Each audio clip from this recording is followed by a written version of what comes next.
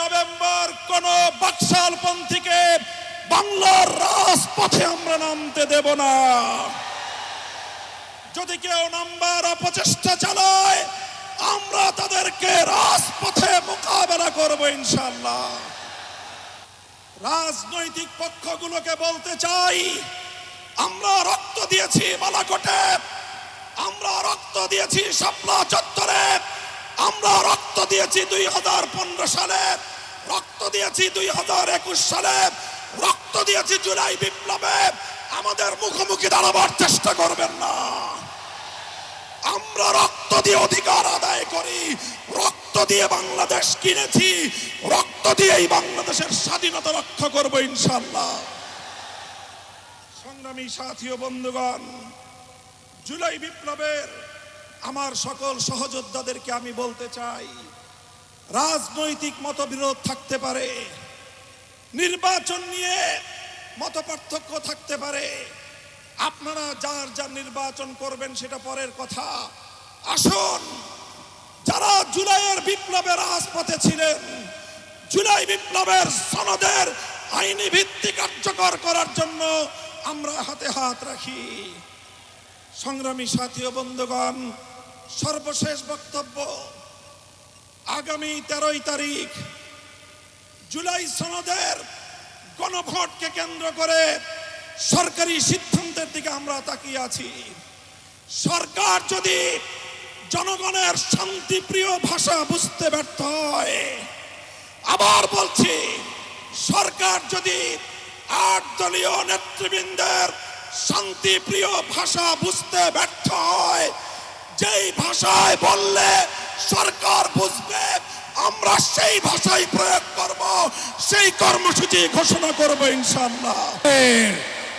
নারায়ে তাকবীর, নারায়ে তাকবীর।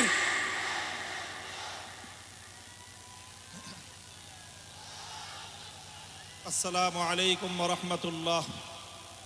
আলহামদুলিল্লাহি রাব্বিল আলামিন, ওয়াসসালাতু ওয়াসসালামু আলা সাইয়্যিদিল আমবিয়া ওয়াল মুরসালিন ওয়া আলা আলিহি ওয়া সাহবিহি আজমাইন। আউযু বিল্লাহি মিনাশ শাইতানির রাজীম। বিসমিল্লাহির রহমানির রহিম। ইন্নাল্লাযীনা ক্বালু রাব্বুনাল্লাহু সুম্মা ইসতাকামু ফালা খাউফুন আলাইহিম ওয়ালা হুম ইয়াহজানুন। সাদাকাল্লাহুল আযীম। দেশপ্রেমিক ও ইসলামী সমমনা 8টি রাজনৈতিক দলের উদ্যোগে আয়োজিত জুলাই সনদ বাস্তবায়নে নির্বাচনের পূর্বে, জাতীয় নির্বাচনের পূর্বে গণভোট আয়োজনের দাবি সহ 5 দফা গণদাবিতে আজকের এই জনসমুদ্রে পরিণত গণসমাবেশে উপস্থিত সংগ্রামী সভাপতি হযরত পীর সাহেব চরমনাই মুফতি সৈয়দ মোহাম্মদ রেজাউল করিম, উপস্থিত আজকের এই গণসমাবেশের উপস্থিত সংগ্রামী প্রধান অতিথি বাংলাদেশ জামাতে ইসলামীর মোহতারাম আমির জনাব ডক্টর শফিকুর রহমান সহ জাতীয় নেতৃবৃন্দ, সমবেত 8 দলের নেতাকর্মী ও সংগ্রামী দেশবাসী, আজ এই ঐতিহাসিক পল্টন ময়দানে দাঁড়িয়ে আমি স্পষ্টভাবে দেখতে পাচ্ছি বাংলাদেশ আজ 2 ভাগে বিভক্ত। এক ভাগ 72-এর বাকশালপন্থী, আর এক ভাগ জুলাইয়ের বিপ্লবপন্থী।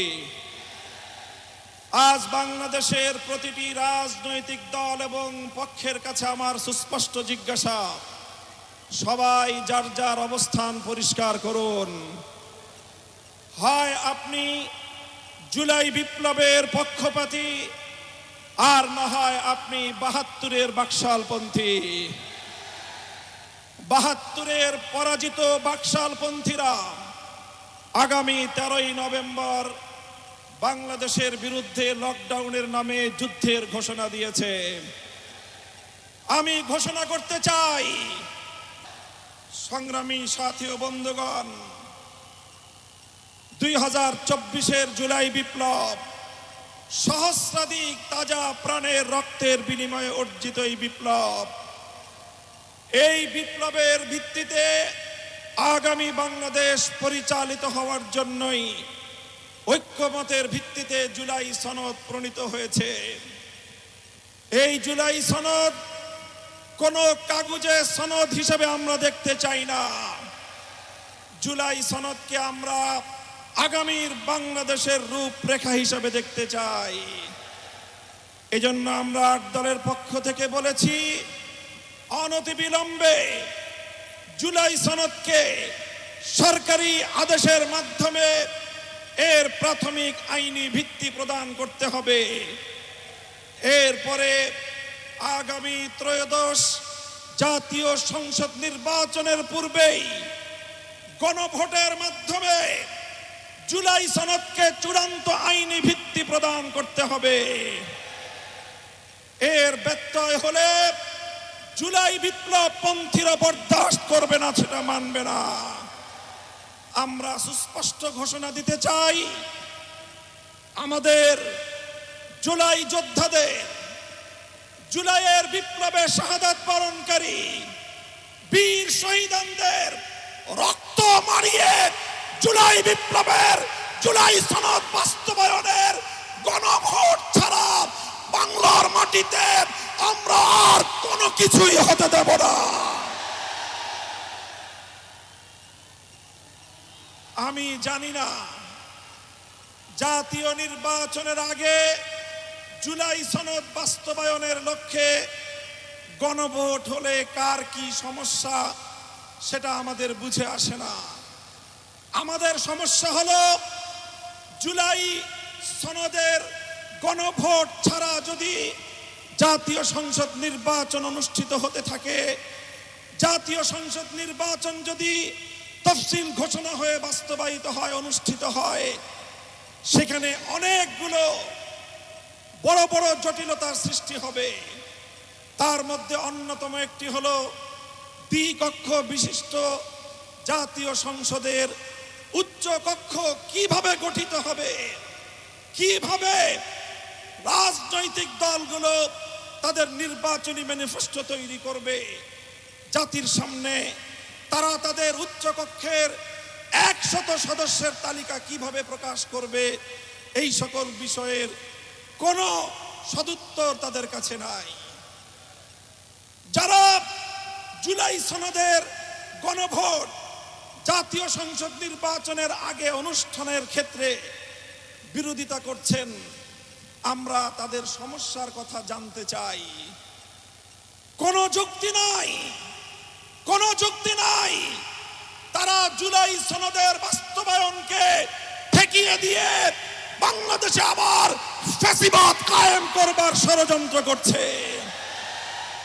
পরিষ্কার ঘোষণা করি, রক্ত দিয়ে যেই ফ্যাসিবাদ বিদায় করেছি, প্রয়োজনে আবার রক্তের সাগর প্রবাহিত হবে।